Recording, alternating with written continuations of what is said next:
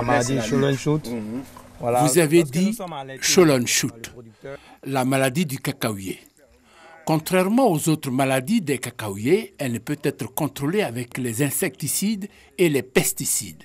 Elle est au cacaoyer ce que le sida est aux humains, sans aucun remède chimique.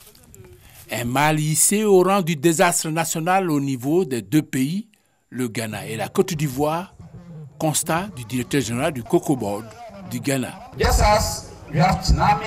Comme les tsunamis, les volcans, les tremblements de terre qui arrivent dans d'autres pays, personnellement, je vois cette maladie comme un désastre national qui est en train de s'attaquer à nos deux pays.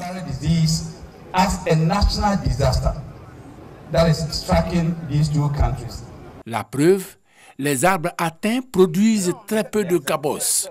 Or, dans les normes, un pied de cacaoyer peut produire 50 à 80 cabosses dans le meilleur des cas.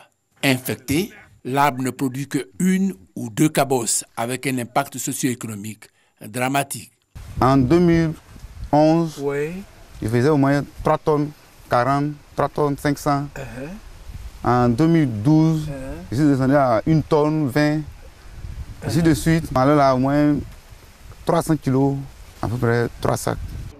En Côte d'Ivoire, on a identifié environ 100 000 hectares et 3 fois plus au Ghana, soit un total de 400 000 hectares infectés au niveau des 2 poids lourds de l'offre mondiale du cacao qui fournissent 60% du marché. Si rien n'est fait, le Shoulon-Shoot risque d'emporter l'économie cacaoyère aussi bien au Ghana qu'en Côte d'Ivoire, comme ce fut le cas au Brésil avec la maladie appelée le balai de la sorcière. Cette maladie est arrivée et a dévasté toute l'industrie du cacao au Brésil. Nous ne voulons pas que cela arrive à nos deux pays. Il faut donc éradiquer le mal. Le seul remède à ce jour, l'arrachage des plants. En Côte d'Ivoire, le top départ a eu lieu le 22 janvier dernier à Oku-Kofikro, dans le département de Bouaflé. Mais organiser une lutte commune est mieux. Le Ghana va mener la lutte à la frontière. Si nous ne menons pas la lutte conjointement à la frontière, les plants qui vont être plantés au Ghana seront atteints par le virus qui va quitter la Côte d'Ivoire pour aller là-bas. Donc c'est extrêmement important que nous puissions lancer cette opération ainsi et qu'on puisse poursuivre sur la frontière. Terrain choisi pour lancer successivement l'arrachage des arbres infectés au Ghana et en Côte d'Ivoire par les 2 institutions en charge de la gestion de la filière cacao. Pila, à l'ouest du territoire ghanéen, à plus de 400 km d'Accra et à 7 km du village de Mazanoa, la première zone de production du département, d'Agnimelekro en Côte d'Ivoire. Expression de l'engagement des producteurs des 2 pays, leur mobilisation significative et de qualité. Ils ont religieusement écouté les plaidoyers des 2 directeurs généraux sur la nécessité de l'arrachage des plants.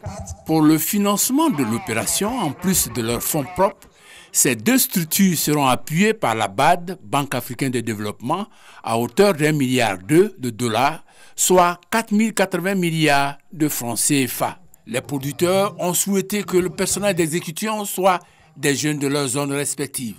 Durée de l'opération, environ 7 ans au Ghana, 3 ans en Côte d'Ivoire.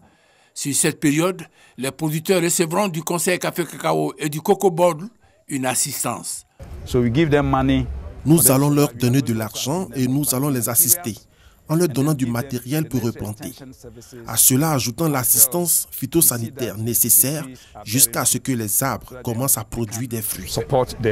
Nous avons 13 délégations qui couvrent l'ensemble de la production cacaoyère. Et dans chaque délégation, la lutte est organisée autour de chaque délégation. Et les jeunes sont recrutés dans chaque délégation.